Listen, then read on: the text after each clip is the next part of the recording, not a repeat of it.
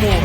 Starring your host and co-host, Jenny Nicasio, Sean Kelly, Trish Moe, and Jason Sledgehammer Ryan Petro. Brought to you by UPRN Network. Now for your host, Jenny Nicasio.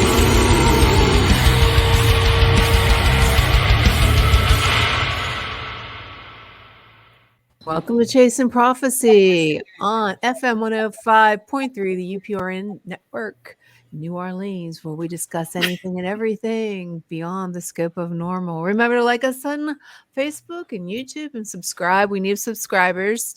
We need you. So I am Jenny Nicasio, along with my co-host, Sean Kelly, Jason Ryan Petro, and Trish Moe. Good evening and welcome. Torture Tuesday, right, Jason? The infamous Torture Tuesday. Oh, yeah. And by golly, nobody got to see all the electronic gremlins that almost prevented this evening. Seriously, electronic gremlins. And I don't know who brought them. And I like your flag. At first I was confused, Sean. I thought it was a green screen in the back. No, it's a flag. Oh, nice. You're a good boy. Very nice. Very nice. Yeah, I like the hammer. Getting ready for Thursday. What are you going to do on Thursday, Sean? Please tell us. St. Patrick's Day. St. Patrick's Day, probably. Are you going to hang out with your brother, Patrick? No. I think I'm going to go down to the Harp and Fiddle and spend a little time with my cousins down there and then come home. Did you have your leprechaun with you? No. You going to catch Lucky Charms? No, I couldn't. Did you go to the parade, the St. Patrick's Day parade? You know what? No, I didn't. I was working. But here's the deal with that. I mean, that parade, sure, you get a lot of old timers down there,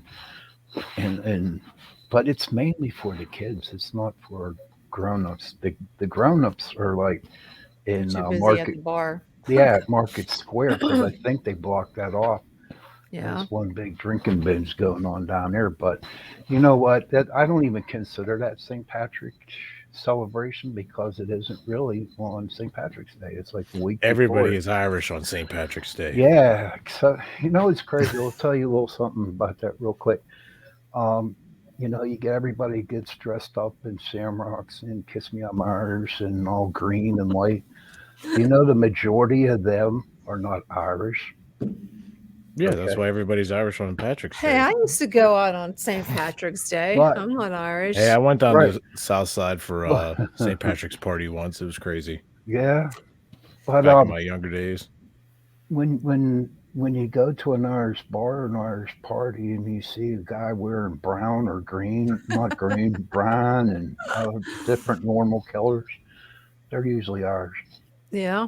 Yep. They're usually Irish. Yes, they are. Well, definitely. Moving on here a little bit, we have a interesting show for you tonight. We have Sasha Lessin, I hope I'm pronouncing this right, Lessin, and his wife, Janet, are on the show tonight, and they're going to talk about, Trish, how do you say it? Anunnaki? Anunnaki. Thank you, Trish. Thank you, because you know me with my pronunciations. Yes, we do. We're going to talk about that and some other stuff. They before I introduce them, I just have to take a moment to thank my good friends at. I'm losing my mind here, guys. Just give me a second.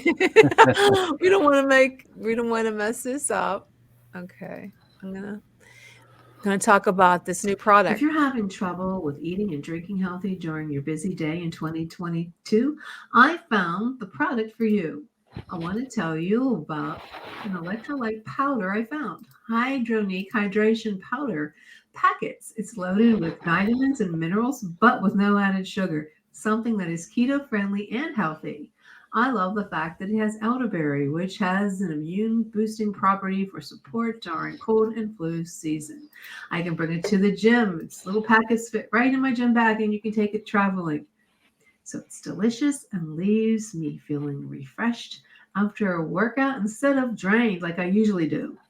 You can find Hydronique Hydration on Amazon and the link in my bio and website, hydroniquehydration.com.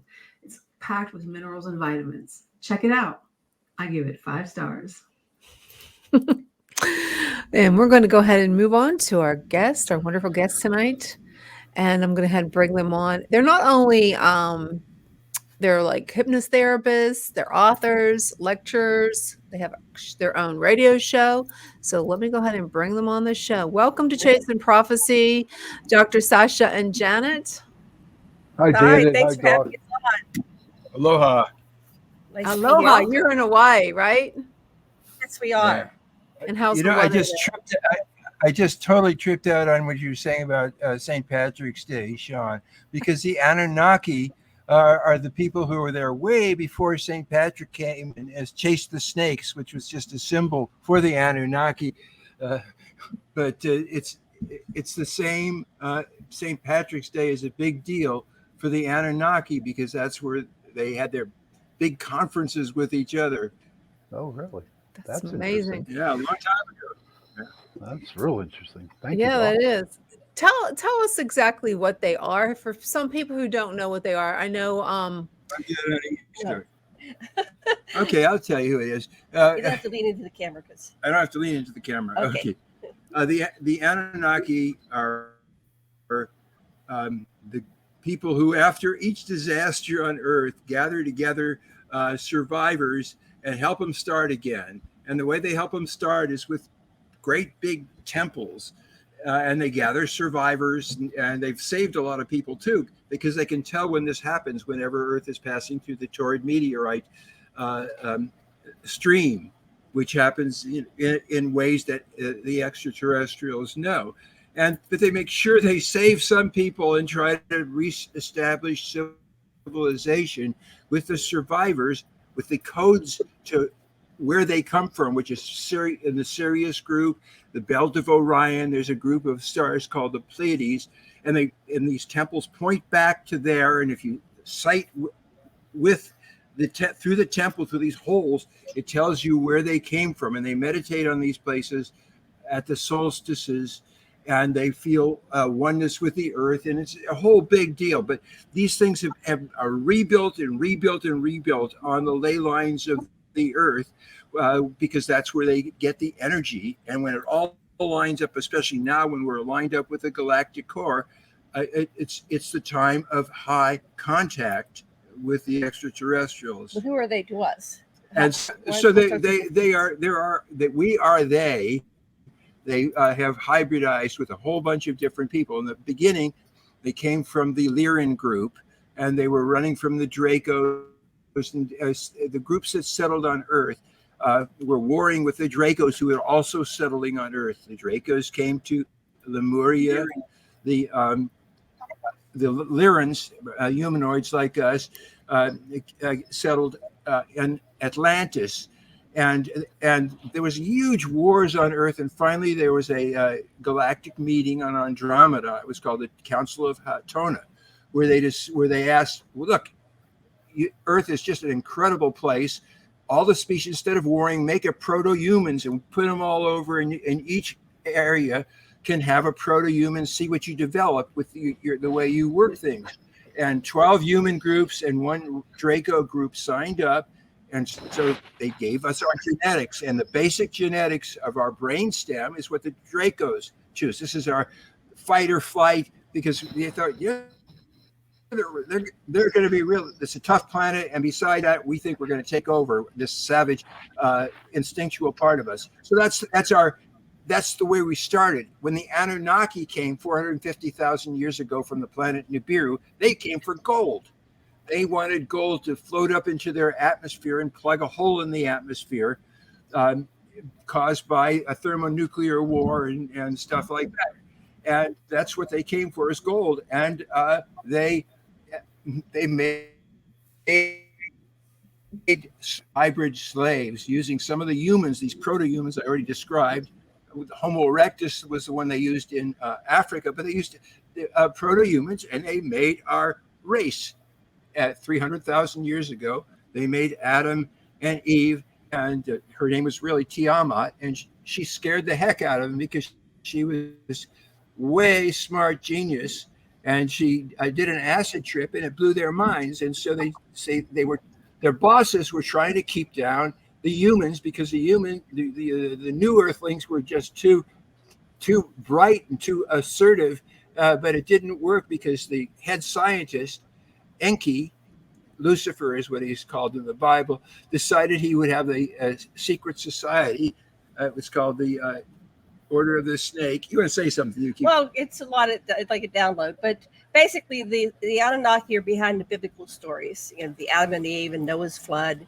And if you reverse it back to the origins in Sumeria and the what are the other languages? Anyway, go into the ancient languages and you uncover the original story, which became the basis of the Bible. And the Anunnaki are creators. They're the creator gods. They created humanity. And so you probably have a lot of questions. Yeah. That was a big download, but go ahead. Well, Go ahead. Any Sean. questions? I don't know. That was pretty interesting. I'll be honest with you. I never heard about it until Jen sent some information over about it today, and I'm confused, to be honest with you. I need to know. I need to learn more. These giants. I hope you don't mind me saying giants because I can't pronounce that name. I'm from Pittsburgh. All right. No, they are giants. They are big people. They're great big people. The giants? Okay. No. Okay, big Yeah, people. they left their skeletons all over the place. Great. So And I'm how from Pittsburgh. what's that? I'm from So Pittsburgh. how does that Oh, you're from Pittsburgh. you're from Pittsburgh? Yes. Oh, really? What Avalon. part? Oh, Hell, you know Avalon. New York. Yeah, Dormont. So come on, Pat. Oh, There's no Dormont. excuse now. You should be able to Dormont. pronounce it. That's true. Yeah, good one. But no. Okay. How does the giants, start with the Bible or begin with the Bible? That's where I'm confused. Oh, that's a very good question. The Bible was written based on when Nebuchadnezzar took the Israelite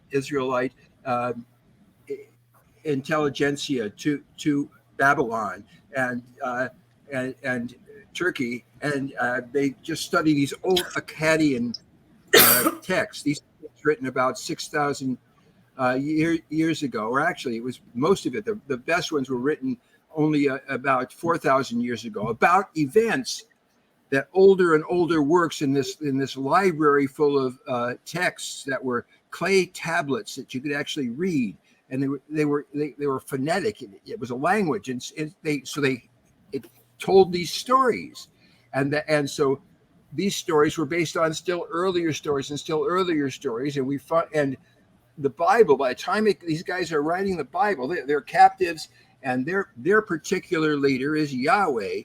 And they're trying to make it. There's lots of these guys, but they're technologically advanced. They're really smart, really powerful. And Yahweh is dictating to. They're trying to make it so he's the top god. But God just meant Anunnaki, these big guys that had technological power, and a lot of psychic abilities. And so that's what the Bible was there in the Old Testament. But then every single time it's revised, whoever's revising it, like later on Christians following Paul, want to put women down and make them unimportant. So the Bible starts taking an anti-feminist. And so anyway, whoever's working with these old things, you can just go through the layers. You can see how it's changed by who's in charge of the writing. Right, but the giants are. So the giants are the ones that roam the earth. They're the Nephilim, the Yeah, Anunnaki. the Nephilim. I thought the Nephilim were they were demonic. No, they're not. So that's the way these guys work. Is if they don't like you, you're demonic and you're evil and you're the devil. But the ones that are evil and the devil say about the guys that think they're the good guys, they're evil and they're the devil. It's just what they say. Yeah, they're heavy dudes. You don't want to mess with them. But what and so some of them went crazy, went berserk, killing people. Others integrated into the society. For example, Goliath is in the Philistines is working with the Philistines. He's one of them. So you have this Nephilim are the descendants of, and they were deliberately warned. You guys got to head for the hills if you don't want to go back to Nibiru, the home planet, because the flood's coming to the Eastern Mediterranean, and it's going to really be bad. So the Nephilims are the hybrid, first generation hybrid. Well, it's descendants of those first generations, and these are and the Nephilim didn't just mate with any old slaves. There was a second batch of slaves that Enki bred because he really liked getting it on with the girls. And these were super duper smart, and and beautiful too. And so that's the ones they kidnapped, or they eloped with them. They were into it too at Marduk's wedding. Anyway, Janet. Yeah, it's a lot of information they don't know. We got to go back up. So anyway, the Anunnaki were very tall in comparison to humans roaming the planet. So, but they were able to see the same species because they could copulate and breed. And that's because genetically they hybridized us with them. So we're all one species, but they're very tall, just like we have, There you go, basketball players. They were from the Nephilims. Some of them Yeah. Now I have a question about that. You know, the people that stand like 7'9", 8 foot tall. Is it possible that these giants existed in the back? And could they have some type of DNA with them? Yes, absolutely. You bet. Okay. So Yeah, we have that genetically within us. So you have the potential, like my grandmother's was my grandmother's sister was only 19 inches tall, but she was a full adult. So this is the human potential. We can be 7, 8 feet tall. We can be 3 feet tall. And so it's all within this genetic pool, the gene pool. yeah, I have a So question. it originated from the Anunnaki. Okay. Go ahead. Thank you. So I've seen several shows where archaeologists are finding remains of obviously prehistoric animals and stuff. And a while ago, I seen a show where they uncovered what they are claiming as giants, like full skeletons of giant humans. They're saying they're like 9 foot tall, 10 foot tall. Is it possible that those are the Anunnakis? From yes, it is. They're times? all over. They are all over. Every single continent has all of these. The Smithsonian had oodles of them, and they hid them. In where the best of all is on the Isle of Sardinia. Sardinians will show you, hey, here's a bunch of giants. They're all buried here. And if the authorities come, they make a person shut up and they burn everything. And the Catholics don't want you to know there's giants, but there's giants, and there's hundreds and hundreds of documented cases in the newspapers, and people try to hide them, but they're there. Not only are they giants, but a lot of the Anunnaki, like Akhenaten, have extended craniums. That's within the genome of the Anunnaki too. The Anunnaki has come to mean the generic term for these people, Lyran descendants, who are creators and sometimes helpers of humanity, but mostly they pit us against each other so they stay in charge. Okay. They discovered, it was just maybe 2-3 years ago, a bunch of redheaded giants in Nevada, correct? Yeah. Right. They found them in Maui here, and they got in and they covered up the cave and took them away or buried them or something. Yeah. They put cement in the cave. Nobody can go in.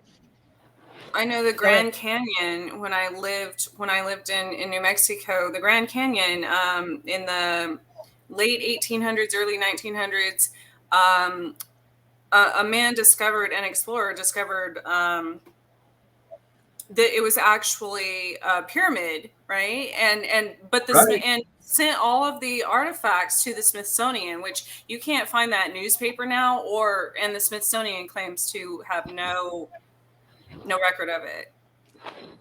Right. So we know that government and government institutions lie. Oh yeah. No. They're covering up the Really? What made everybody think that? So if this is It's the Bible, okay, so just shut up about it.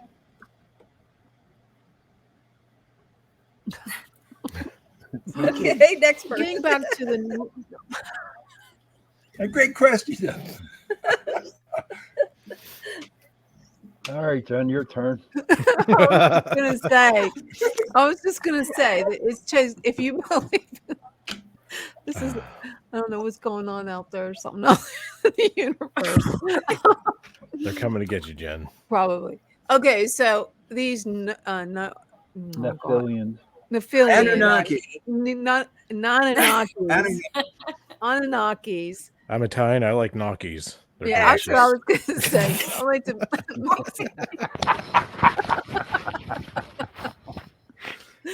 Okay, so that's just changing the whole course of the Bible for Christians. So that there is no Jesus Christ. There's these aliens that came in, and they started they created mankind, and with their Nephilians and their giants, and they're having orgies with the slaves. It's totally blowing my mind here, guys. Trish, what do you think? Well, wait, let's reply to that about because Jesus is rebelling against their system. That's the whole point. He's saying this is nonsense. These guys aren't gods, and they're ripping you off. And we're supposed to be loving each other, not making these people rich. And no. Jesus was a real thing. He was one of them. Okay. Yeah, So he you was the son believe of God, and God Jesus named Anunnaki, he's one of the extraterrestrials, or Well, that was Yahweh, right? What happens is in every era, people have inner archetypes that they identify with, and he's in a scene he's meditated with, and what he is teaching is totally different than what Paul and the Romans taught about. And so there's different Christianities, but the one that Jesus was about saying love everybody and care for people. but the other ones weren't. So they were evil. They were bad. They wanted to enslave. Some are good. Some people. Some are terrible and hurt us and pit us against each other and create wars. Others are trying to enlighten us and say, get over it. And you realize you're all brothers and sisters from the get-go. And the only way you're going to survive on this planet is cooperating. That's the two different factions. And they're really different. Us ex-hippies call it the difference between Christ consciousness and Catholicism, I can understand that, because I know that there's a lot of Renaissance pictures, like from way back, that there'd be it might even been before the Renaissance, where there'd be alien spacecrafts in a picture of Christ, or I've seen that. Have you guys seen that? Nope. Yes. Lots, absolutely, and you can tell so much from the artist. One of the things, whenever they're showing Jesus or Mary, they paint a halo around them. You can see which ones they mean and everything. And so there's this incredible picture it's called The Wedding in Canaan, and there's Jesus and Mary. They're like, 35 or 40, everybody celebrating their wedding. They had 2 kids, and they have the aura around them, their heads. So anyway, yeah, it's a really nice painting. It's that same thing. These artists capture things. Well, they would always say, like, Christ ascended into heaven. Now, heaven could be another planet, another dimension, Beam me up, another Scotty. universe. Heaven Yeah, could be universe. And they could have got on a spaceship. They were beamed up. We have imagery of people who are alien abductees. They get beamed up. Have you ever seen those pictures of the people who have alien abductions? There's a lot of artist rendition on them. Well, they get. Well, you did a lot of work with teleported abductees, haven't just you? like I think the electronic Yeah, we both gremlins have. are in attack mode. You have you. oh, you can't hear us? I can't. Yeah, I think we got lots of connection. I was just asking you. You've done a lot of research with abductees. Yes, that correct? we've worked with them. We've done hypnotherapy with them. We've done groups. We went to the large conferences, Contact in the Desert, and working with all these experiencers, private sessions. We regressed. I can't name all our clients, but a lot of clients. And then I'm an experiencer as well. So I'm writing a series of books with people that are experiencers, and they're coming forth with their stories. and we thought there were just a few of them, but there's literally millions of people that have had some kind of paranormal experience. Your whole show is called Paranormal. So I'm writing books on ghosts and interdimensionals and the cryptoids. And so I just published a book called Experiencers, Aliens, Ghosts, Aliens, Angels, and Ghosts. And I just sent it up today. So it'll be up live in 24 hours or so. Well, Yeah. Trish has experience with that. Right, Oh Trish? gosh. Okay. Yes. I have experience with a lot of different aliens. Yes. What you said your book it just came out today? Where can we find it? Yeah, I just got the Kindle up. But we've written 10 books already. I'm trying to put out a book. Aliens, angels, aliens, and ghosts. But you already published one where you talk about this. I have another Experiencers book, which is called Conscious Contactees. I did that about 5 years ago. We've got 5 books on the Anunnaki, and I have there's a lot of books. We've written 10 books. We like to write a lot of books. Wow. But what I want to ask you, what kind of experiences have you had? Which do you have different species that you've had contact with, or what's your contact like? Yeah, I've had experience with numerous different species since from before I was born, actually, that I remember. And then of course I've had numerous near-death experiences in this lifetime that I believe a few of them they actually saved me, and healed me from. So because I do know I died, from various heart attacks and such. And there were different ones. One I believe was the giants, or what we perceive as, or I guess a lot of people in these near-death experiences perceive as,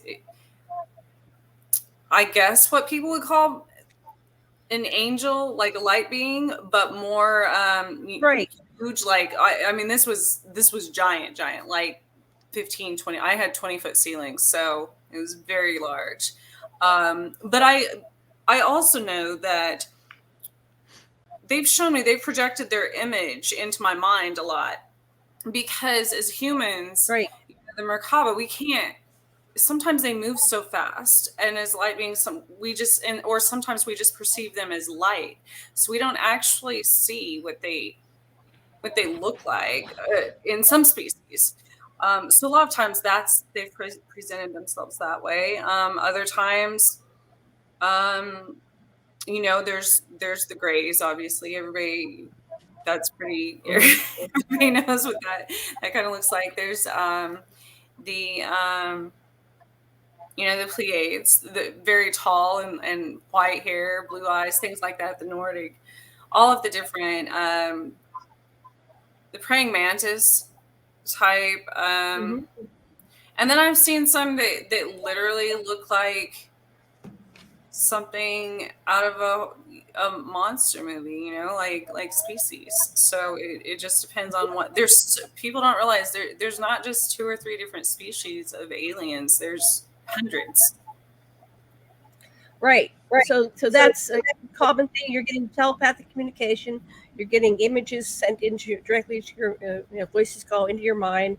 So you're not seeing with your eyes. You're seeing with your third eye or your mental eye. Mm-hmm. And so, you're definitely, and you have memories before birth coming in. You have near-death. A lot of the experiencers have near-death experiences, and when they die, they see angels and they see extraterrestrials. It's like they're just right there, short vibratory frequency different from us, and people can see them in their mind's eye, not necessarily physical eyes. But then sometimes we have where you have groups that see at the same time. You have witnesses. And we all see the being, the creature. So, go ahead, Sasha. Well, I just say something. Have they conveyed to you what your mission in this life is? What your main missions are? What are they? I mean, I've been used for breeding purposes for a long time. I do know that. Mm-hmm. I know. I've been used for many experimental. But there is a difference. A lot of mine have also been military related, and so after years of trauma and coming to terms with a lot of things. It's I was just talking to somebody about this last night, and people ask me all the time, they're like, well, you're okay. No, I've had bad and good experiences with extraterrestrials. It's not all bad, but it's not all good either. It has not been all good.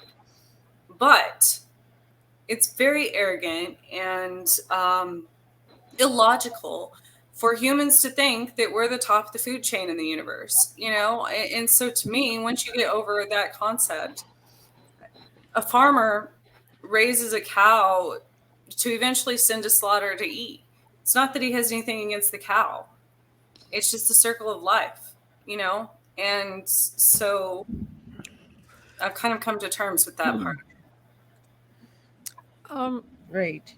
Janet, can you tell me about or tell us about the time that you were taken by the Greys to the alien military encampment underwater? You mentioned in your bio. Right. Yeah. So that's one of the things. Yes. So you're talking about the MILABs, military abduction. So I think they orchestrate some things in your life. So I ended up working on Johnson Atoll, which is a military installation 800 miles southwest of Hawaii. It's now closed. When I was there, they came one night, and I had a boyfriend I went there with, and he got fired. So then you couldn't be on the island alone because it was like 75% men. It was just horrible unless you had a boyfriend. But once you paired up and had a boyfriend, then everybody left you alone. So when my boyfriend left, you get a boyfriend because I don't want you here alone because you might get raped or something, right? So when you had a lover, it was better for me to have a lover. And since I signed a contract, I had to stay there. So I had a lover. Anyway, one night they came and took me and my lover. We were very progressive, open-minded, right? And they took us. There was 6 military. Like I can't talk about me, but I saw them carrying him. So they carried me like a surfboard, and they took me down to the edge of the water. And as I was going down there, I was communicating with the typical Greys, and it was one Grey I was carrying my right foot, and I said I was screaming, and they said. And I said, why isn't anybody answering me? Why isn't anybody helping me? Everybody could hear me on the island. I could scream really loud. And everybody had to hear me. And they said, oh, go ahead and scream all you want. And nobody's going to help you. You're in an energy field, and nobody can hear anything. So then I just relaxed because, Trish, you know that. You know the routine.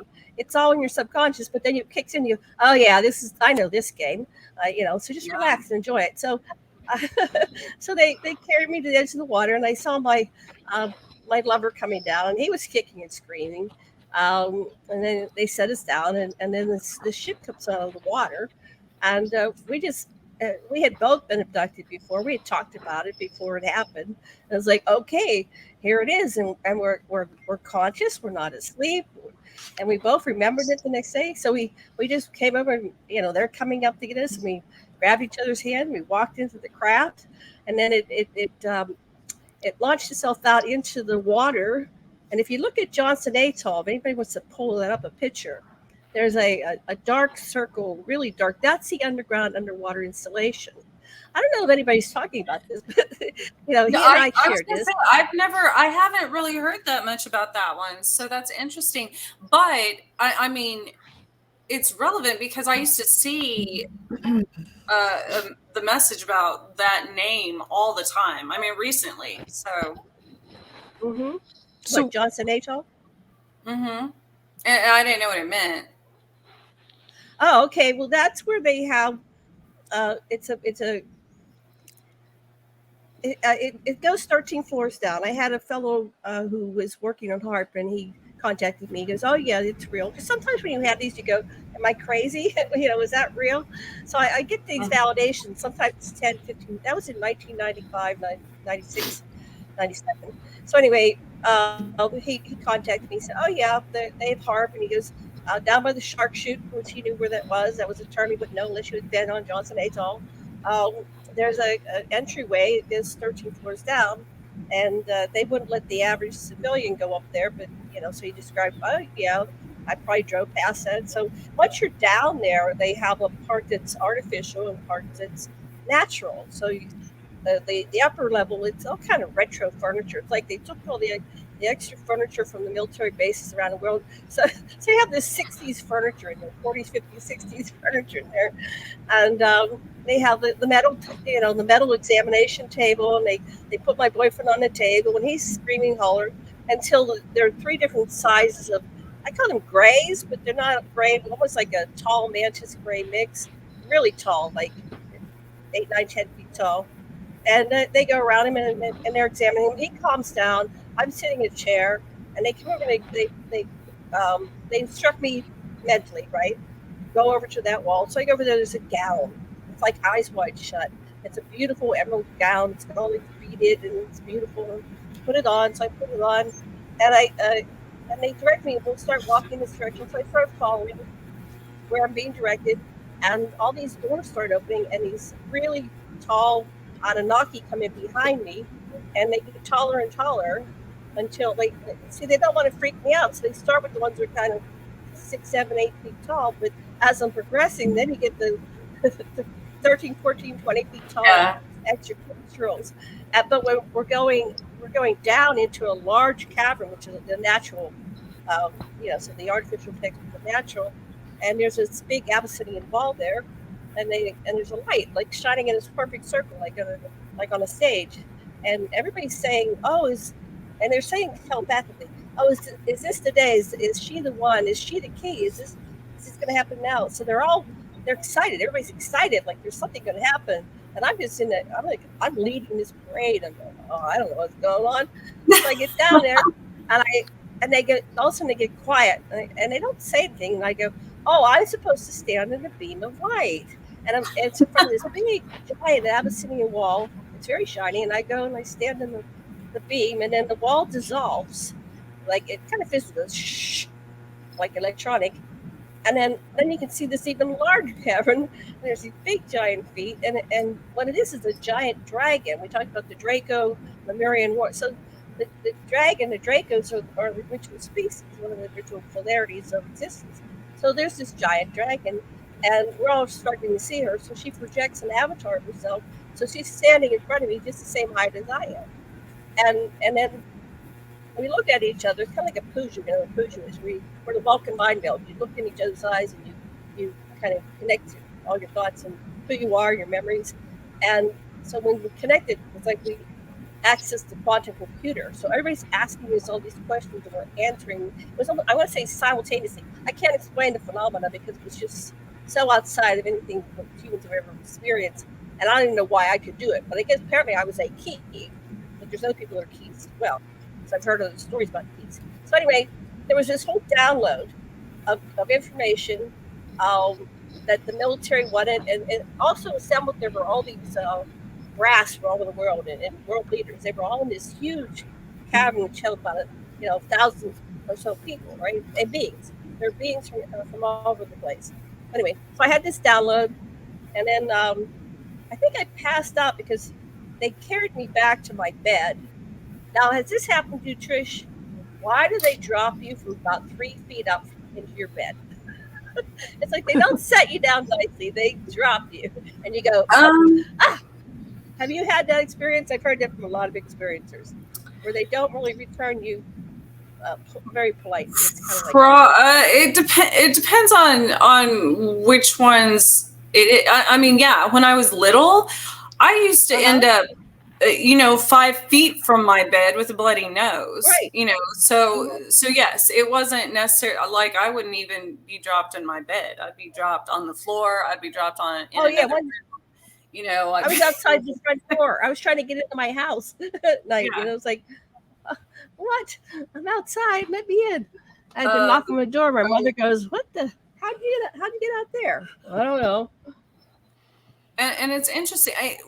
Like I said, it depends on the one who's doing it, because sometimes if it's especially with military related, if they're not supposed to be doing it, if you have somebody else protecting you, then it's like a kid putting something back that they and running away, like they don't want to get caught. Right.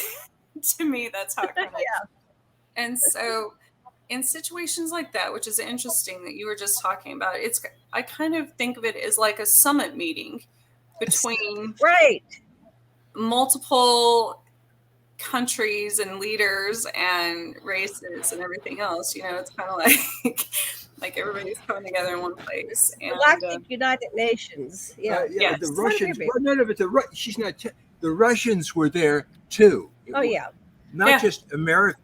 There were Russians there too. Yeah, they kept saying that they were having mock drills on. This is to the military and the civilians that were living there. There are about 3,000 personnel on that island, and they said we're having mock drills, and they go, and they're bringing the airport. Yeah, so I still don't know the answer to that one. Yeah. So I had a year of that of my lab. So I was just right there. Yeah, I was on the island about a year and a couple months, and I finally, after that experience, I said I went off. So I found a way to get out of my contract and leave. I wanted to go back to the real world. Like, this is the real world. But yeah, it was just too much being in that. Yeah. Wow, that's amazing. How did you two come together, your husband and you? How did you come together? You both have the same interests. Was it just something cosmic happened, or did you find each other through a group? Yeah, we were at he was teaching Tantra, which is another specialty. So we were at a conference in the mainland at Harbor Hot Springs. I don't know if anybody's from California. Harbor Hot Springs burned down one of the earlier fires. Anyway, they had all these workshops going all the time.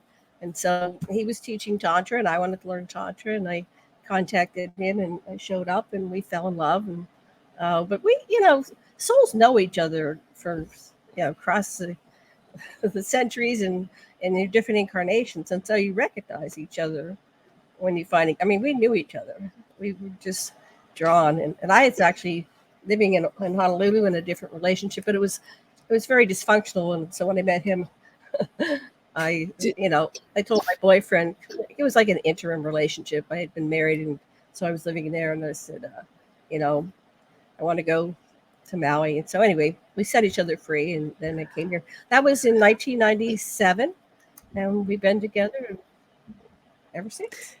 We've grown old together. Alex, have you had an experience of being abducted like your wife? Or no, no one's gonna abduct me, man. Sean, weren't you abducted once, you said on a previous episode? I guess. Well, according to our producer, it's a very good possibility because of my RH factor that I got. So 68% of the people who have my RH factor usually get abducted. What are you, RH negative? Whatever, the one that's the real high. Usually. Yeah. Yeah. And I got another friend that has that. So I guess that was a question I was going to ask you, Janet. How do you know if you got abducted? How do you know if you got abducted? Yeah. Well, sometimes you have physical markings. Sometimes you remember things. I came back with a implant in my nostril, and I couldn't stop sneezing for 24 hours solid. I had an implant behind my right ear. My mother took me to the doctor. I had a scoop mark on my right tibia, which hurt for like 2.5 years every time you touched it. So you have, physical, sometimes you have physical markings and you go, what's going on? And I've had shared experiences with other people, like the young man at Johnson Atoll. We got together and we were talking about what had happened. And so, it's always nice to have a witness. But sometimes, I don't know if this happened to you, Trish, when I was a child, I was on board ship, and then later I would meet some of the kids that we were on board ship with. And it's like they do the love bites, and you end up falling in love with these kids. And then you start sharing stories, or you find pictures, and you go, oh my goodness, I know this kid. Here's this adult person who know this kid. And so then the memories come. It's like the rush of dolls. When you start getting the memories, they start coming back. You don't always have to go to a hypnotherapist. Once you start learning, you can do is you can start writing and journaling. I'm writing all these books lately. When I'm writing, it's like, oh my God, the details are coming back. And then sometimes I correlate them, like my house was haunted, and I'll ask my older brother and sister, and I say, tell me what happened. I write it up, and don't tell me, just write it to me. And when I get it, it matches the story. So you can get a lot of proof or evidence, and then one person's proof is another person's science fiction. There's really no way to absolutely prove any of this stuff, because even if you have a dozen people get abducted, they're going to come back and they're going to deny the reality because it doesn't fit what you're supposed to have happen in life. Well, it isn't just that. It's that our military has all kinds of aircraft, and they abduct people, and they do horrible things. And you think it's the military that's doing the abductions too? I think some of it is absolutely, definitely military stuff, and some of it they do a lot of the bad ones. That they do that right on. This is the military. These are people that are paid professional killers. What the hell do you expect? They're insensitive, a lot of them. Usually, what happens is you'll have, and they can track the abductees. They know the experiencers. They know, and so a lot of times the experiencer will have an experience, and then within 24 to 48 hours, here comes the military, because I don't know what I think they try to get your memories, or they examine you to see what happened. So they know, they're tracking. Why would they want to do this? What's their motive? Abducting people. That's a good question. I mean, they had a hybridization program. Maybe they're trying to replace humanity or preserve humanity in case we blow ourselves up. They want to know more about alien technology. A lot of the people that have had experiences are able to fly craft. Sometimes when they're on board the craft, they become their alter. They say, there's a couple of them, like, when I'm on board a craft, I'm a mantis, I'm a gray, our souls are not limited to one form, one avatar at a time. So you might have your human self here, and when you go on a craft, you're an Andromedan, or you're, some species we don't even know the name. We're just putting these human names to these species, but they may not call themselves the names that humanity is assigned. Like Gray's probably, hey, I'm a Gray. They ever probably have a name for themselves, like we have an American, right? So it's more complicated than anybody can imagine. That's why I'm really delving into it. And interview. If you ever want to just talk to me, Trish, I'd love to have a private conversation with you. Oh yeah, I love meeting other people yeah. I think they use in answer kind of to your question, Jenny, they use a lot of people for their psychic abilities. They use them to channel. They use them for remote view. They use them, to get information, or even to contact, because they know that person has a direct contact to specific species, for example. So I don't know. Can you tell when like I started being able to tell when it was a human, or like trying to communicate with me telepathically, because they would ask me to write it down or speak it out loud. I'm like, oh, nope, that's not extraterrestrial. Yeah. Because a human, an extraterrestrial would have been able to read my mind. So that's one of the first times that I started realizing the difference. Oh, cool. You broke it. Yes, that's wonderful. Over here, honey. You're off the screen. You're not on the screen. Fight nice. You know what? There's a question from Jean in the comments, and she would like to know, so all the bruises I've gotten are mysteriously. Is it possible that she got abducted?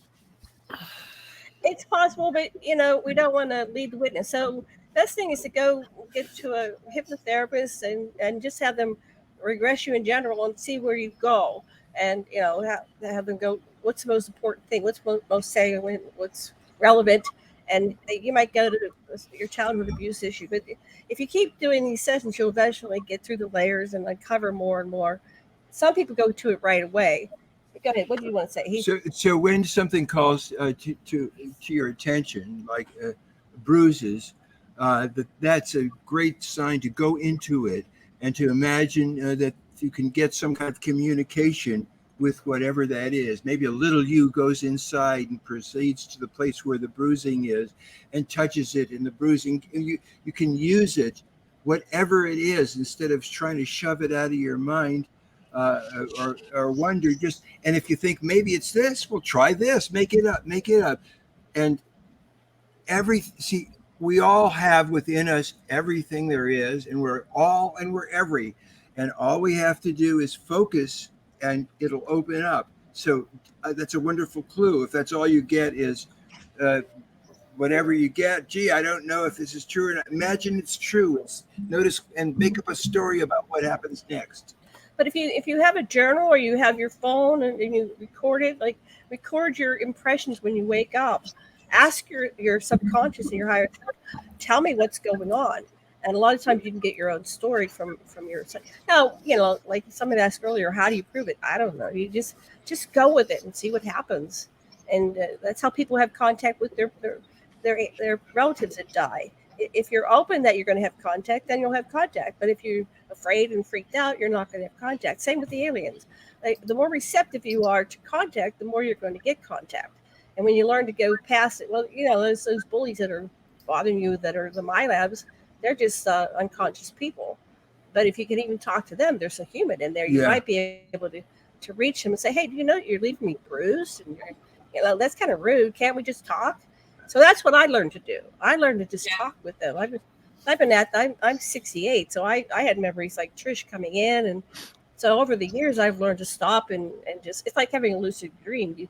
You're running from the monster, turn around and talk to the monster. Hey, so now I do that a lot with the ETs. And so, when I was in my 30s, they were taking me a lot because I was fertile, right? And they were using the breeding program. But, I would just fight with them at night. And I'd wake up and, you could tell you were screaming all night. I was crying. My eyes were puffy. I go, what's going on? There's something going on here. So I just said, I'm going to find out. So the best way to find out is yourself. And go in and say, okay, now I'm not going to overreact, because they want you to calm down. And the more you calm down, now I go to these different meetings, like that one in Johnson Atoll. By that time, it's like, oh, okay, you're going to a meeting. We're going to have you see every species imaginable, and we're going to bring in all the top brass from around the world. And I wasn't reactionary. I wasn't freaking out. It's like I had passed the test. It's okay, you're going to come in and be like an ambassador, because I had high psychic ability, very telepathic. That's why I was called a key. There's a lot of people that can unlock interdimensional portals. And I grew up on a portal. So it might have been we asked, what was your mission? Why did you're not just a breeder. You have a soul mission. You have a purpose. Of course. I do. I think I'm a mediator between worlds. Yeah. Because, and I say that because I've done that. It's like they've been showing me that in the 3D also my entire life. I went to a really pretty dangerous school in southwestern New Mexico when I was younger, and I was chosen for that position. And then it occurred to me after all these years of working with spirits and stuff, and how everybody's afraid of demons and all this stuff. And I'm the one that goes in and doesn't get injured by them, when there's like a haunted place or whatever, for the most part. Mm-hmm. I mean, and is able to de-escalate situations. And then I'm like, well, maybe that's what because I don't choose sides. I try to look at things from all angles. And I think that's what I do with the extraterrestrials as well. Right. Wow. Far out. That's wonderful. Great. Thank you so much. That's interesting. Jason, you're quiet. What do you have to say? Oh, I'm just like absorbing everything, but I was wondering, I'm sure there's a lot of folks out there that, are trying to establish contact with extraterrestrials and, UFOs. Do you feel there's any particular method for the folks that are looking into something like that might help them more so to make that contact? You go ahead. Well, LSD helps.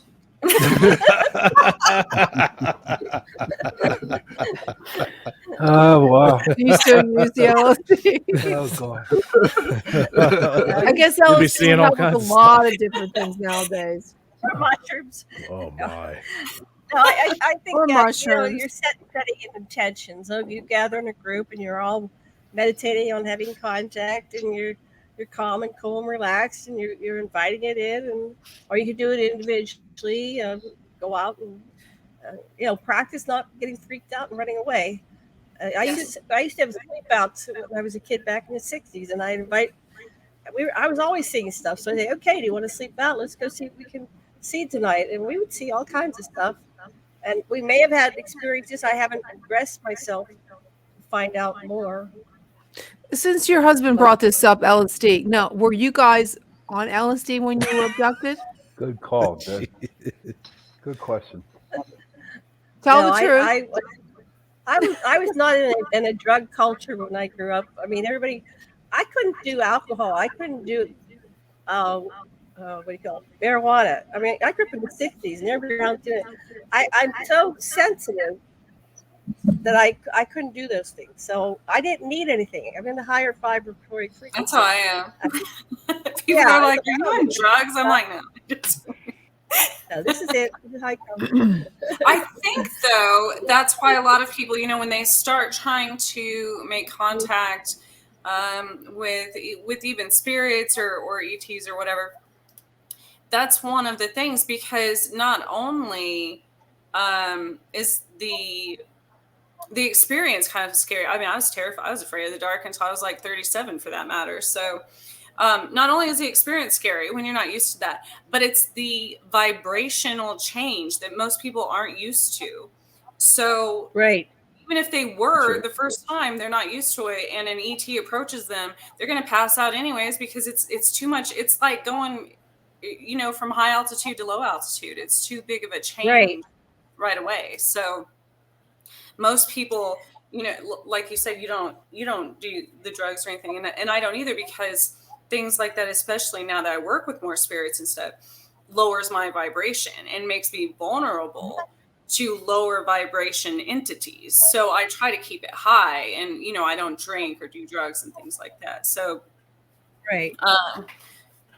only for that purpose. Yeah, I don't want there is a something vibratory shift.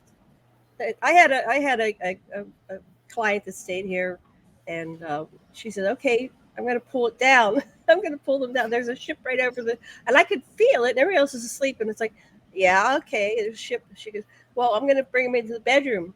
And I said, "Okay." And I thought I was prepared. And as soon as she started doing it, I go, my legs grew wings. I mean, I just was out of that room so fast, because there's part of me wasn't ready to have them being right into the bedroom when we were sitting there doing this, calling them in. But I knew she was doing it, because it's like I could feel it.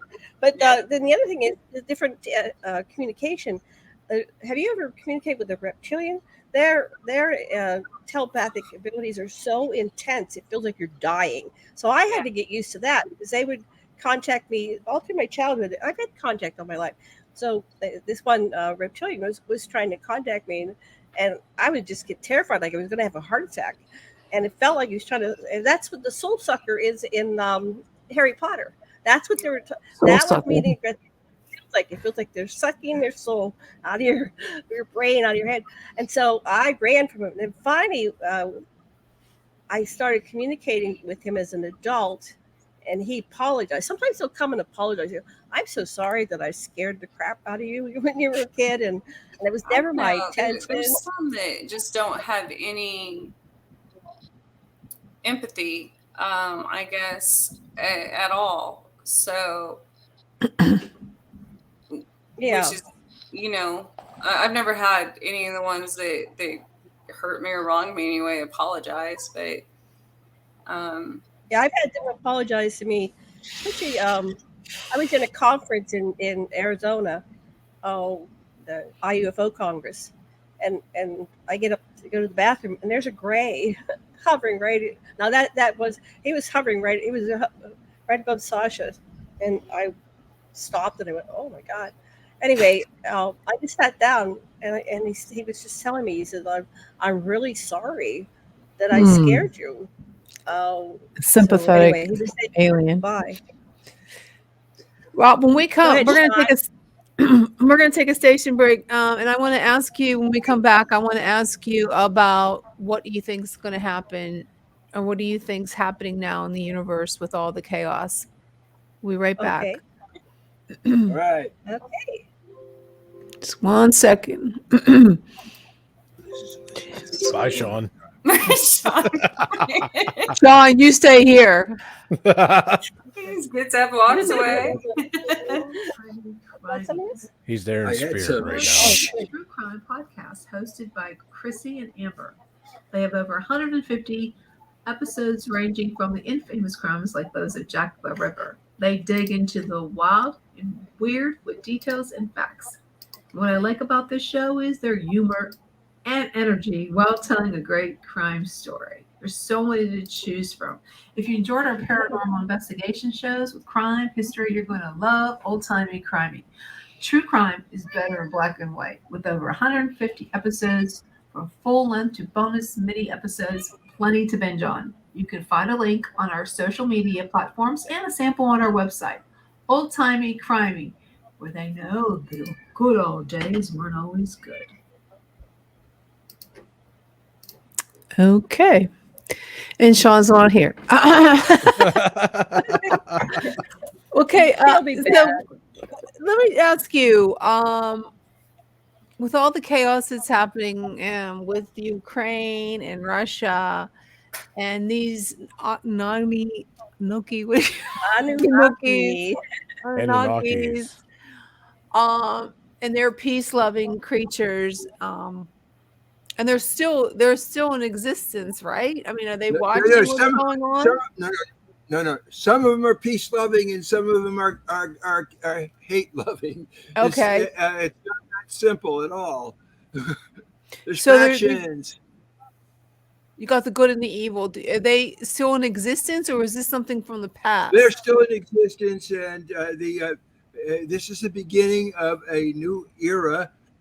All that's upset that we're going through is part of what's going to force us into a singularity, to realize that everybody and everything on this planet is interrelated, and we have to coordinate our behavior in order to have an opportunity to survive. And the terrible things that are happening are going to force us to do it before we die. Otherwise, we just go through the cycle again, which has happened so many times in the millions of years I've been studying, where everything gets wiped out except some people survive, and the guys come down and try again. But in any case, this is the best of times. This is the worst of times. This is the only time you got. When you're going to be yourself, do it now. That's great. You have an opportunity. The challenges of having all this crap is that there must be a pony under it somewhere. Under the ship, yeah. You know? Right.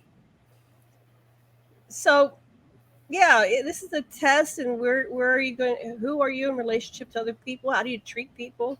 Do you kill or be killed? Do we figure this out? Are we going to up level? It's Groundhog Day. We keep doing this over and over and over again. And, we've blown up the planet before. Sodom and Gomorrah was a nuclear explosion. So was it in India? Was that Harappa and Mohenjo-daro. Yeah, I can't pronounce it. Harappa and Mohenjo-daro. And so, here we are again. And we're kind of stupid as a species, but we've been dummied down. So part of it, they shut off our brain. So we're only using, 1 or 2 or 3%. And the Anunnaki are a whole brain species. They have the greatest intelligence of their whole brain. And we have this minute part. We're doing pretty good. But the reason that it was like Planet of the Apes.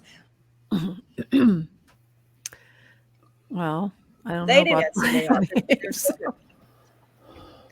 good. Can you hear me? Yes, I hear you. Okay. Yeah. Go ahead. That's a good question. I'm studying, looking at all this stuff, and I'm going, holy, shit, what's going to happen here? I'm in Honolulu. They could come from Honolulu. I don't know what cities you're by, but when I was a kid in Pittsburgh, that was the number one target when Khrushchev was pounding on the table. It's like, but now they can go anywhere. So somebody gets a bug up their ass, we might not see the next day. So No, Do there was you that think launch. do you think they would actually use nuclear? You think they would use nuclear weapons? I mean, when these we've already had Anunnaki people come and try to stop it? we've had credible evidence that there was a nuclear weapon fired from a submarine off North Korea, and there was a warning a few years ago. Warning sent to the president's aides. Yeah, I thought that was just a mistake. It wasn't. The president said. They said, "Okay, look, we got it by. We have a anti-missile thing that shot it down. Mr. President, do you want us to hit North Korea because now we have a pretext?" And people were telling the president, it might have been our CIA, and so he said, I need more information. Where'd you get this report? Anyway. From Sala. Oh, from Sala, Dr. Sala. So what I got, I tracked that down the next, first of all of our phones went off.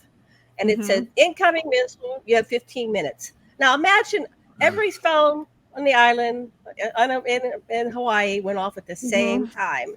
15 minutes. Yeah, I remember that happening, but they said it was a mistake. No, they had a ship the next day, a whale watch, and it got up on the internet for just like 24 hours and they took it down.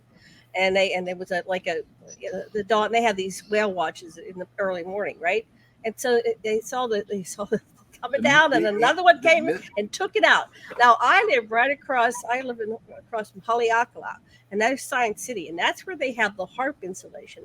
And if you remember, Reagan talked about Star Wars. Well, they built this Star Wars thing, which is to shoot down incoming missiles. So it's all over the planet, and America. Maybe. I mean, I'm not on the in anymore. I used to have a lot more insiders, and a lot of the insiders know everything. But that is a possibility, because I saw that video before he took it down, and it was raw, and it was just, and then I was experiencing. I called my sister. I said, I think I have like 14 minutes to live. I want to say goodbye. I mean, it's very surreal. And then all of a sudden it wasn't. So we could have had a million of those. They have these reports all the time about how the UFOs, they cover military installations and they shut off nukes. They redirect them. Yeah. So we have a long history. You can Google that. And I'm researching all this for my book of all the different incidents where we did have intervention. So will the good Anunnaki, intervene? So I'm looking at it in 1954, February, which that's my birthday, February 54. Eisenhower had a series of meetings with extraterrestrials. The first group coming in were the Anunnaki. They called them the tall whites. And they came in, they said, it was like 1951's The Day the Earth Stood Still. If you let go of nukes, we'll give you all the technology and you'll be in the Aquarian Golden Age, the Star Trekian area. But I said no. And then here comes the Greys, and then they make a deal with them. But I think they're part of the same team. Because when I was Johnson Atoll, the delivery system was the Greys, which are kind of insensitive. But we went down to the group meeting of all the species. So that's my information. But I can't prove a damn thing. But I can just tell you my hypothesis. Yeah. I got to be honest with you. If I was as tall as an Anunnaki, I would definitely make a killer business out of changing light bulbs. Definitely. Wash your windows, definitely. If I was that tall, I would definitely use it to my advantage. How the hell would you get in the house, man? Probably have a bad back after a while. Down in an avatar, it'd be the same size. You could have had an Anunnaki at your lunch table, right? You don't know, because they walk among us. I was going to ask you that. If you're able to distinguish, and it's usually only for a while, right after I've been taken or whatever, I can go out in public and just look at people and see past their avatar kind of to what race. I can just point out which race they are. It's crazy, but it doesn't last. I mean, that I can only do that for. I can tell if I'm within somebody's energy or like touch them or whatever, but I'm talking about just like in a crowd. Have you noticed that as well ever? Oh yeah, I had this guy come and sit in my living room, and it was like like when he walked in the door, it was like a fog. But as soon as he left, I was like, oh my God, did you feel that? It's like that wasn't a human being, because for me it like makes my third eye chakra buzz. But then they can come in and it's like mass hypnosis, and you're not going to do anything. I'm just sitting there, very obedient. I sat right beside him, and then when he left, it was like as soon as he left, it like snap. Oh my God, did anybody else see that? So I'm like that too. And I think that's because we're always having contact. I mean, I have ongoing contact. I'm old. I'm 68 years old. They're not using me for breeding anymore. But now I'm like an ambassador, and I go to the meetings, and I'm helping with this project of saving humanity from itself. On some level. Now, and when I'm in my human avatar, I'm using part of my brain. But when you're outside and you're doing your work in the universe, your whole brain. So you have a greater understanding of adjustment. Everything. What's that? It's sometimes a hard adjustment to live in both worlds almost, and I have a hard time living in this world. Right? You can't talk to people. They're going to lock you up or give you a shame and what are you nut type of look. So there's very few people. I really appreciate you, Trish, because it's like, oh my God, I can talk to somebody about this. But most of the time you just keep yourself, I'm not going to say anything because you're just going to make fun of me. Right. More and more though, I'm realizing, because I got to where I just don't give a flip anymore. Right. People think or whatever. So when I'm talking to people about these things in public, I've learned more and more. There's always someone nearby or someone, around there, like they'll pull me aside and they'll be like, hey, can I talk to you about this? I've never told anyone this in my life. And here will come all the stories. And so more and more people are telling, getting those, and that's why it's important. And I tell people that all the time. Like, I understand if you grew up in I used to be extremely religious before I separated from the church part of, the dogma part of it. And, so I get it. Like, I get being, or if you have, a family or friends that are,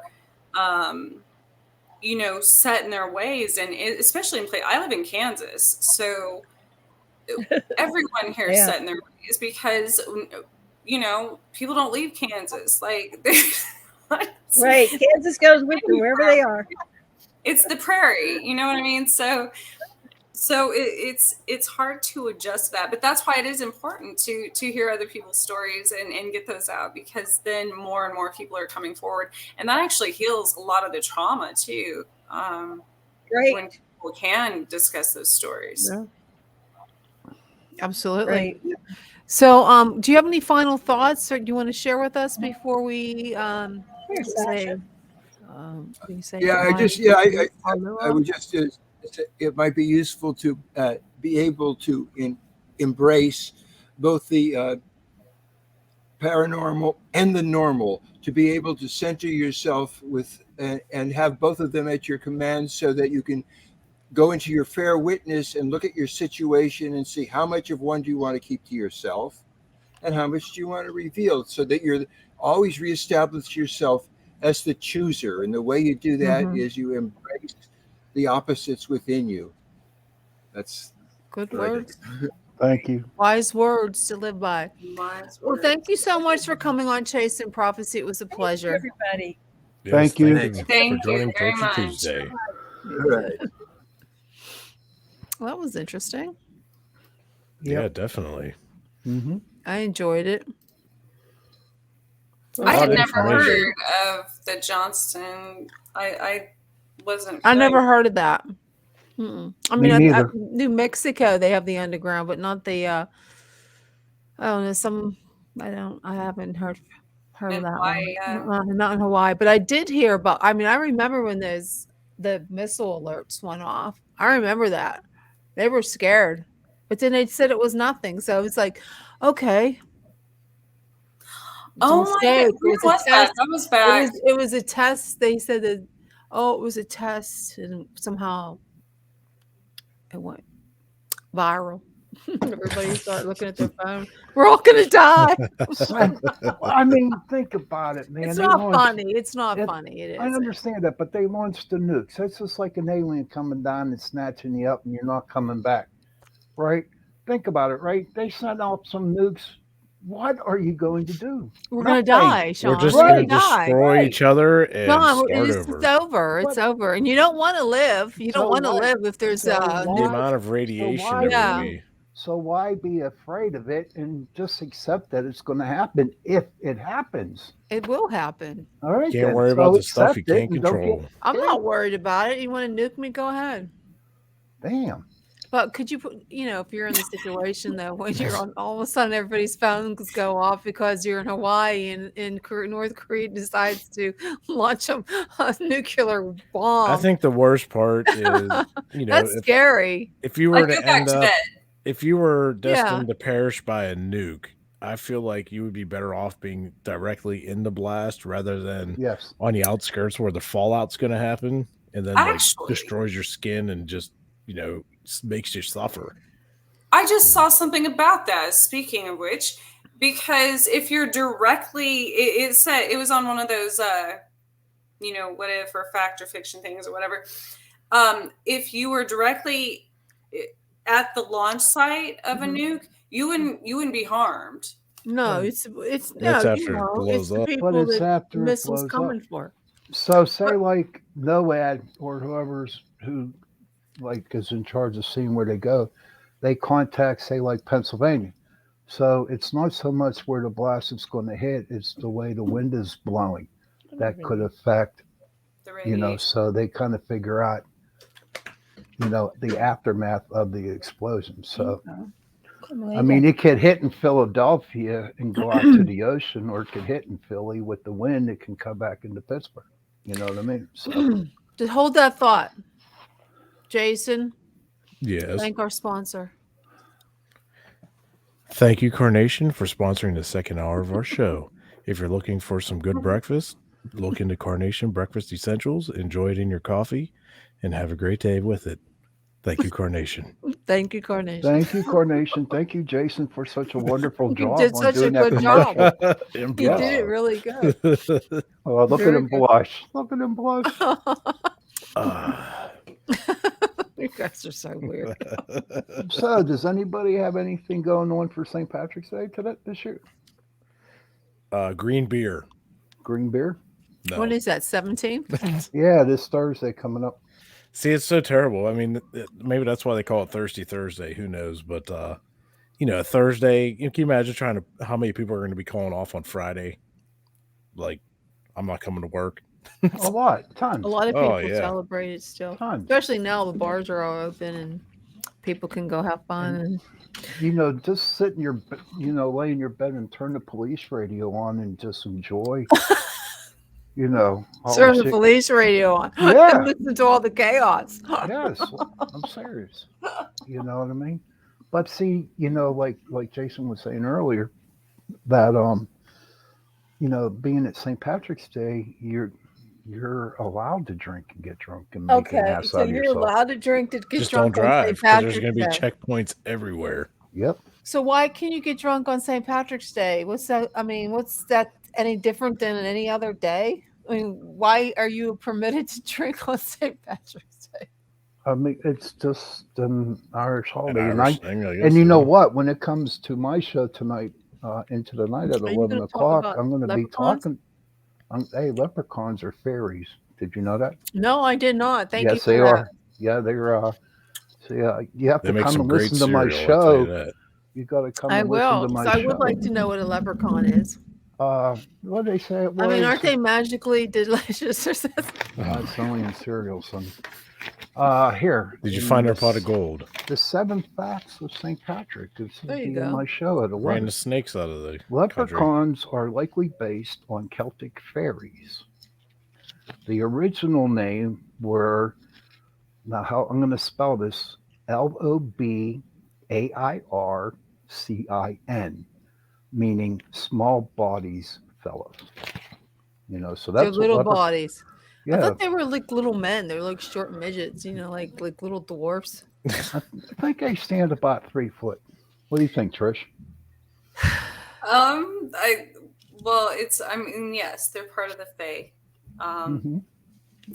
But how tall are they? We don't call them midgets. I don't think they I'm like sorry. that. Did I insult you? They're just teacup people. There's like teacup dogs and miniature dogs. You can just call them teacup people. Yeah. I don't. Leprechauns can they can play tricks on you. So if you insult them, Did you ever see the movie Leprechaun? Oh, geez, you don't have Yes, to be I worried did. about going to bed tonight. I'm serious. Yeah, I don't. That's why I don't insult. Oh hell, all the Leprechaun movies are good. Even my son enjoyed it. He was like 4 years old, and he just loved the Leprechaun movie. I've never seen them, but I do know from working with the fairy realm. Yes, there's you don't got to watch out. You don't want to insult those Oh, ones. great! Now what do I need? Some sage to get rid of them. No, sage ain't going to do that crap. Just throw him a bottle of whiskey and give him some gold. And this is interesting. Where am I going to get a bottle with? Well, if the leprechauns always have gold, and the Anunnakis are always looking for gold. Well, I don't know about those Anunnakis because right. Well, that's what I was going to say. When it comes to when people are like, oh my God, not only does she believe in UFOs and ETs, but she also believes in leprechauns. Okay. You need help, to me, Trish. in my belief, all of these mythical creatures are extraterrestrial. Like I said, there's hundreds of different species. Just think of leprechauns as one of those species, and it makes sense. Okay. But no, you got a point there, Trish, on that. You know what I mean? Yeah. Well, yeah.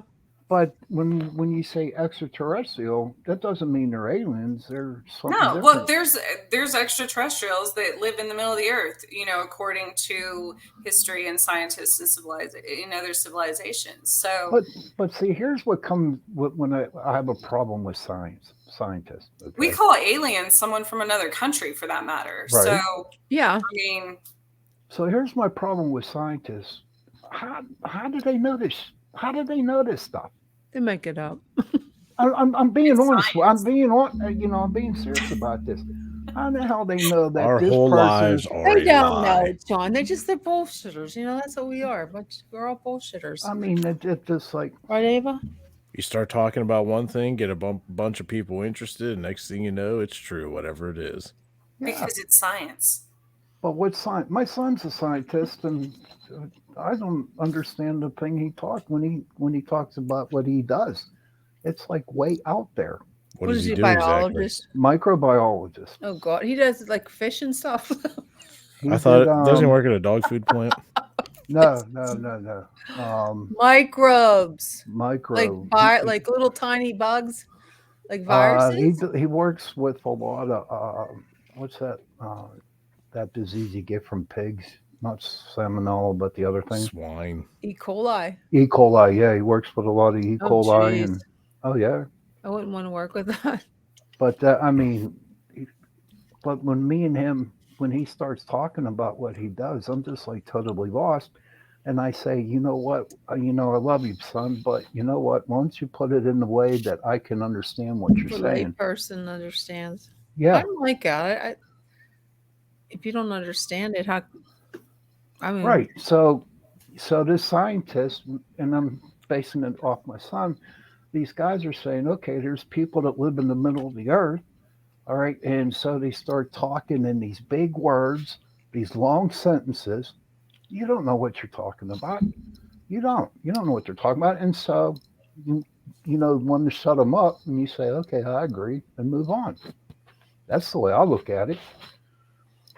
I look at it like that too. I mean, there's some of these scientists are so overpaid, like Fauci. Well, whatever happened to him?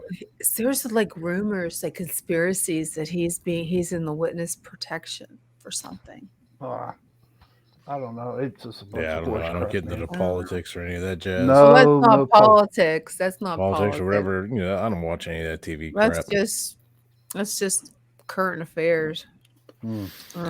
So I was looking up leprechaun, and my mythical creatures Bible, And reputed to be very wealthy, leprechauns have buried crocks of gold and treasure.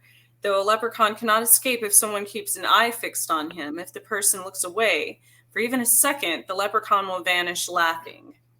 A typical tale tells of a man who forces a leprechaun to reveal the bush under which a pot of gold is buried.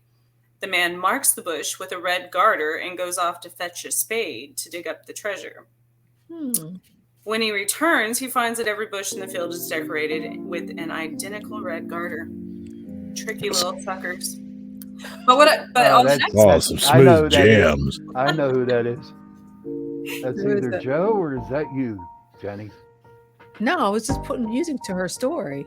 Oh man, It's like bedtime story. But on the next page, what goes with my ET one is that piskies, like little, not pics.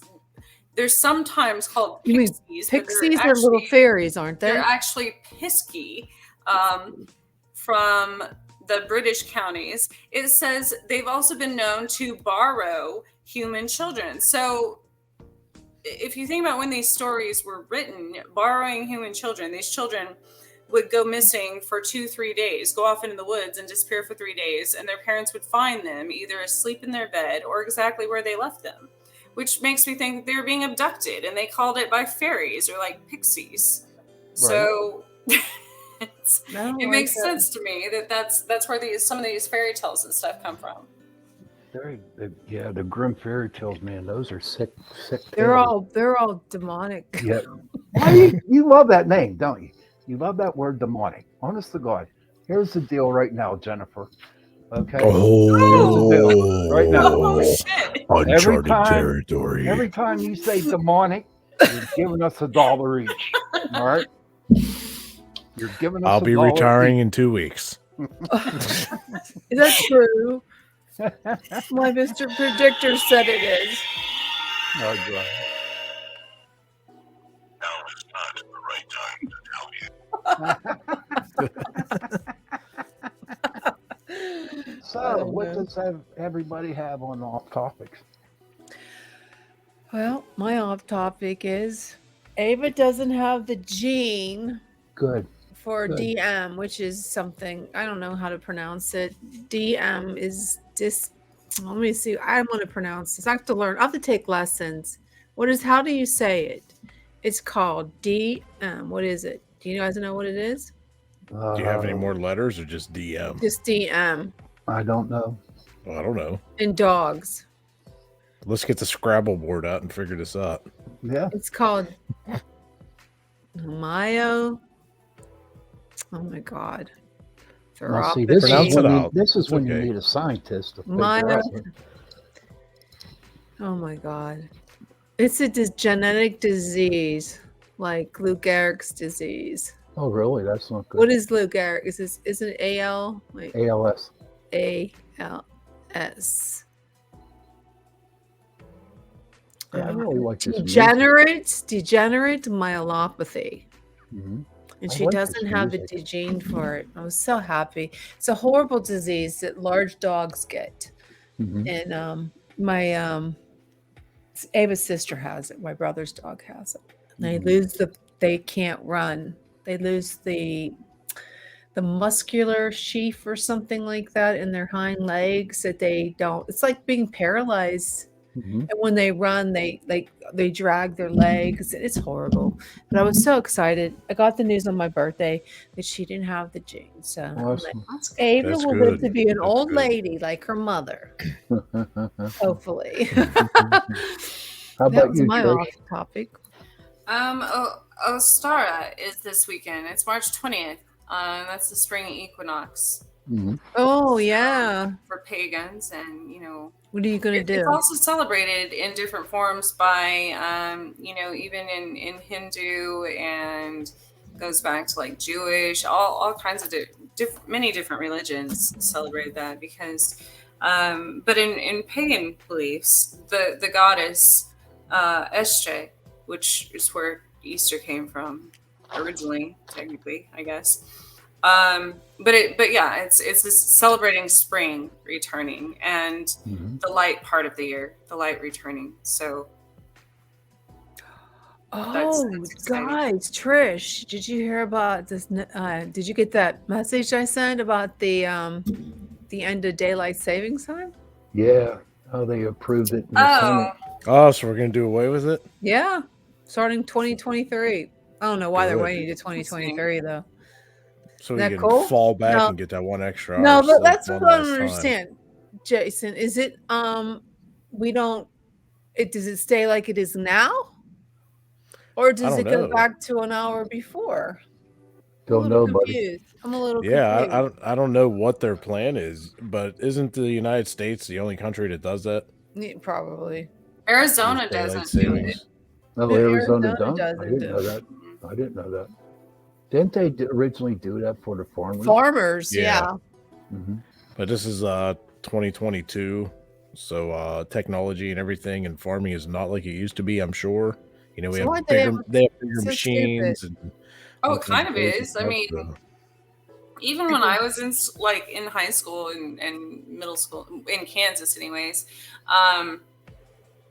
during harvest season, they would just let like half the school would be gone because they would be out, working on the farms and stuff, and all day and night. And Yeah, there's some pretty big country boys out there. Is there, Sean? Oh my God! You know Have you what? been out there? Jason, you're so Yes. naughty. No, he isn't. I'm used to this shit. This ain't nothing. This ain't Sean nothing. likes some big country boys. Oh, you just don't know. You better watch out, Jenny. He'll be coming after your boys next. Oh no, that's God, dude. Cowboys. That's that.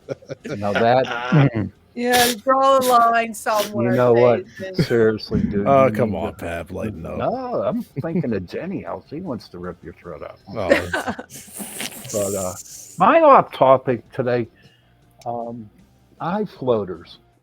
Oh, I hate didn't- them. oh, those They little black things drive you me see that nuts. look all They Does drive anybody me know anything crater. about them? You need to take Yeah. some vitamins for your eyes. Octivite. Vitamins for my eyes, and then the Yeah, floaters omega will go away. 3. Hopefully. Omega 3. Yeah. I mean, they drive me nuts. yeah, if you can talk to help. your eye doctor about them, Yeah. because Yeah. isn't You're gonna there have to like a go to your- laser surgery or something that can fix those? I I don't believe. know. Did you see that commercial for the eye drops that makes you see close up? No. But then it says That sounds dangerous. this is what cracks me up. It says, oh, you need your cheaters, just close up. But this medication, just take these drops and you can see close up. And then towards the end, it says may cause blindness. Oh my God. Or you can see why real would close you for take 5 it if minutes, it and may you're cause gonna be blind for the rest of blindness? your Like, life. why would you? Oh my God. I don't understand. That'd be just like, I forget what movie it was. It was an old movie where a lady was blind for her whole life, and this doctor said, I can get you 5 minutes of sight. Oh, okay. Right? So it was ready. She's unwrapping her bandages. She's all set, right? What happens? The power goes out, and it's total darkness, man. You know what I mean? Why? So it was an old movie. I don't know. And getting back to you ding dongs, I know, Jason, did you do Did your? anybody ever have ding dongs? They are delicious. Did you snack. have it off topic? I can't remember. I'm having a brain freeze. I guess I kind of have one, from experiences. Like, how many, whether you guys or listeners have had, like, paranormal activity act up when you're renovating your house? Yeah, good one. You know, Did it get you know, active yet? I could speak from personal experience that every time renovations may be going on, the spirits let us know they're here. You know, maybe they're not happy, maybe they are happy, but just some odd, strange things may be going on. So, has anybody else experienced anything like that? No, but they would. I know that ghosts don't like when you come and remodel. They don't like that. They do not like that. But Well, how many sometimes they times- do. How many times you remodeled your house, Jason?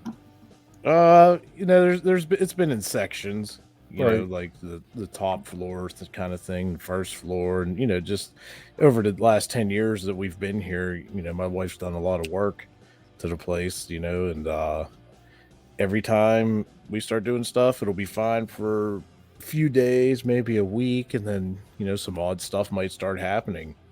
Like we've had a couple See- things recently, so it's pretty cool.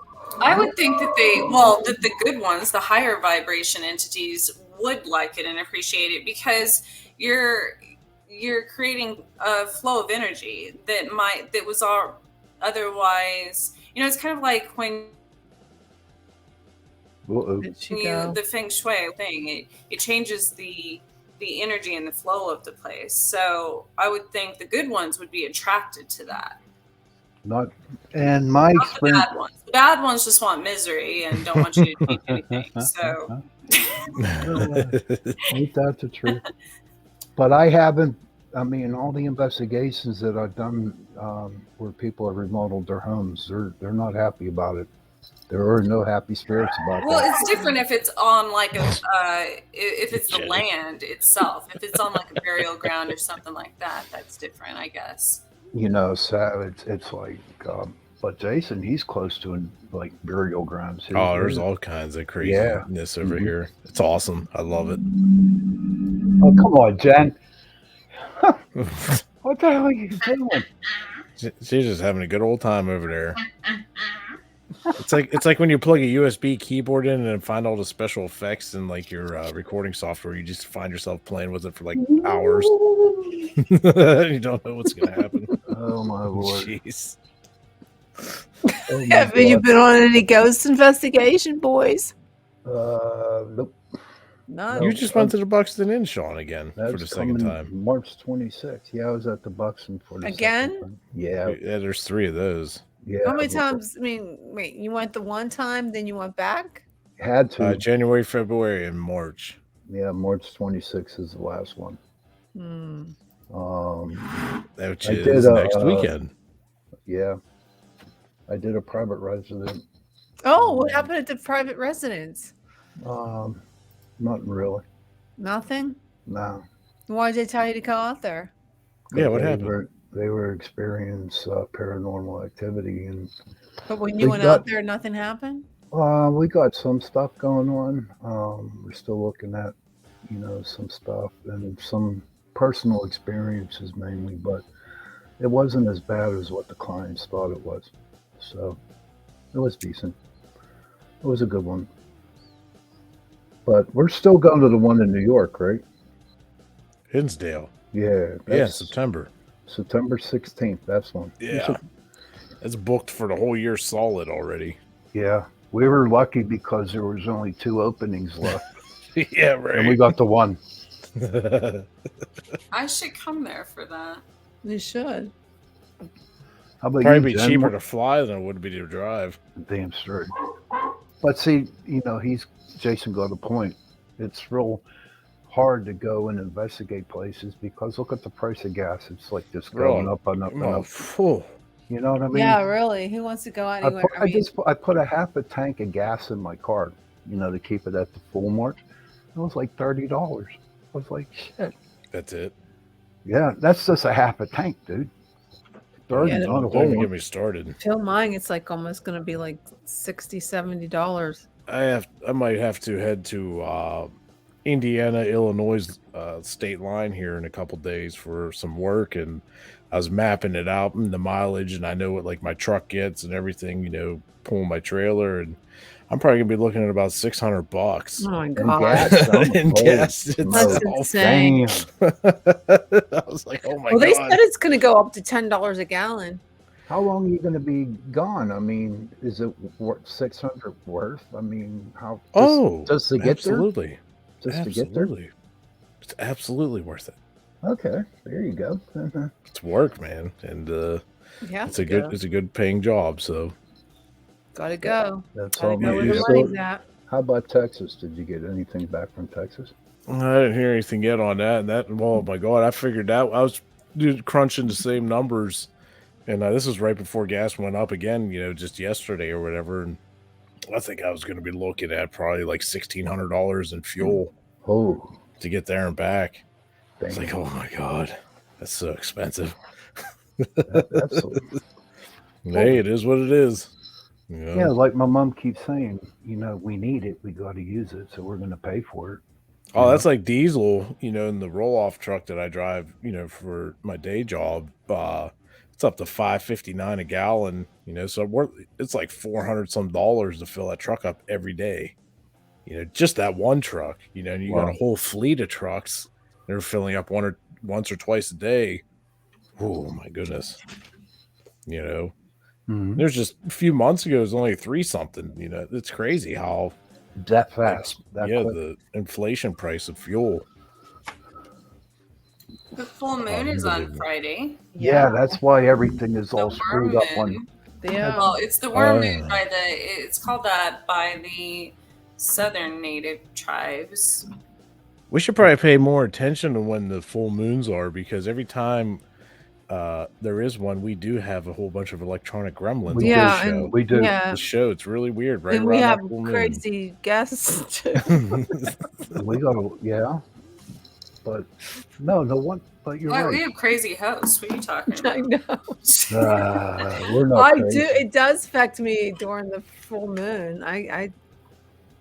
No, it does to me too. I just. Okay. I mean, I'm dealing with customers at work that are just so damn miserable and angry all the time during the full moon, and it's like a lot of crazy things are going to happen. Well, the prices of food going up too, Sean. Oh my making God, everybody miserable.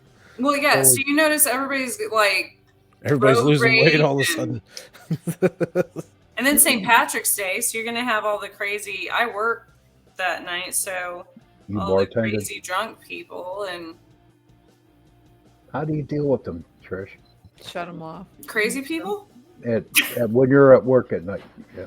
Oh no, I'm only doing it for St. Patrick's Day. I don't always do that. I mean, I'm Irish, but that's fun to work on St. Patrick's Day. You probably it ain't. Yeah, because if you blend in with the crowd, get the party pumping, you get all kinds of tips, right? Yeah. I hope so.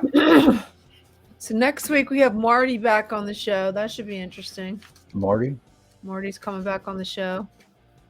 It'll be, Sean's like Marty who? I can't remember his name. Edelton. Marty You know who he is. He's been on it twice already. Oh, okay. He wears glasses and he's out in California. No. Marty is coming on the show. He's going to talk about, I'll tell you in a second. It's going to be a good show, I think. There's a lot of information. Okay, let's see. He is coming back next week, and we're going to talk about. Wait a minute, I just lost him. It's hard to work on the computer when you're supposed to be working the screen. Wait a minute. Marty, future ideas. Okay, he's coming. He's going to talk about little people. Oh, so this week we had big people. Yeah, we're going to talk about little people, fairies, elves, dwarves, and leprechauns. He could have been on today. Oh, wait, that's going to be good. When is St. Patrick's Day? Thursday? Thursday. Oh, that's not too bad. Yeah. That'd be cool. I'm looking forward to that. Yeah, he's going to talk about leprechauns and all kind of good little people. And then we're pretty booked up until the middle of May.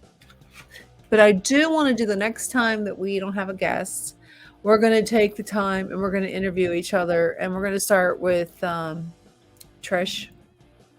And we're going to learn all about Trish and all her little strange things that happen to her. I'll have my questions ready. And then we'll interview Sean and Jason, and you can interview me. And then I think that's a cool show. We'll just talk. That'd be pretty cool. Yeah. That's the next time we don't have a guest, and we're pretty, like I said, we don't have one for the 26th. Well, no, I think I do have some guy coming on the show. He's going to come on the show. He's in France. I think it's France. So it's going to be kind of strange because he's going to be up in the middle of the night doing the show. Okay. So it'll be like 2 a.m. for him. How about that astrologer dude? Is he coming back? Which one? Oh, the one we recently just had on. Last week? Dr. Terry. Yeah, Dr. Terry. Yeah. We don't have him scheduled, but we can always bring him back. Okay, so we have pretty booked up until May.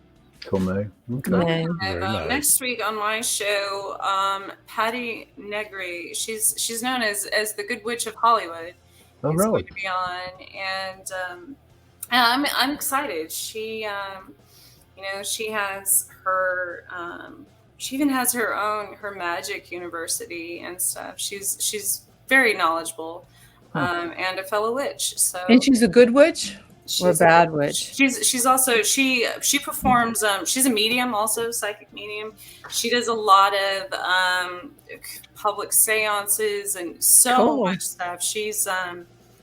She appeared for a long time on a lot of on Travel Channel, on Ghost Adventures and all of those. As but her mediumship is and her her interest in the craft obviously is well. But I'm excited about that. That sounds like fun. I saw where she's in Ukraine right now, I think. So that's interesting. I don't know if she's still going to be there next week, but it'll be exciting to talk to her. And would she go there for a reason, to help people, or just to? I'm not sure. I don't know if it was pre-scheduled or. I wouldn't really want to be there right now, to tell you the truth. I know she was going to, which I would love to go. I don't know if she has any more available spaces, but she's going to Transylvania. Oh, I want to go there. There you go. That's exciting. What are you gonna do? Stay at Dracula's castle for the night? That would be awesome. It would be especially as a medium, that would be crazy amazing. I have had different channelings about that area my entire life. We've even had people readers and stuff come on here. They're like, oh, Trish, like there's like some Turkish person spirit they follow maybe one of your guides or something. And so a lot of your European I guess, I don't know, maybe spirits that are around me or something in my life. Well, we're going to get off the show. Thank you so much, everyone, for joining us tonight. Yeah. Thank you for coming on. Thank you for joining Torture Tuesday. Yes. Definitely follow us on YouTube and Facebook, and we'll see you next week. Thanks again. See you next week. Next week. I wish we had my producer here to do this for me, because I can never find it. Jeez. And have a happy St. Patrick's Day. Yeah. Yes, happy Thanksgiving. We want to hear all about the recovery stories from Friday on next Tuesday. Definitely want to hear some leprechaun stories.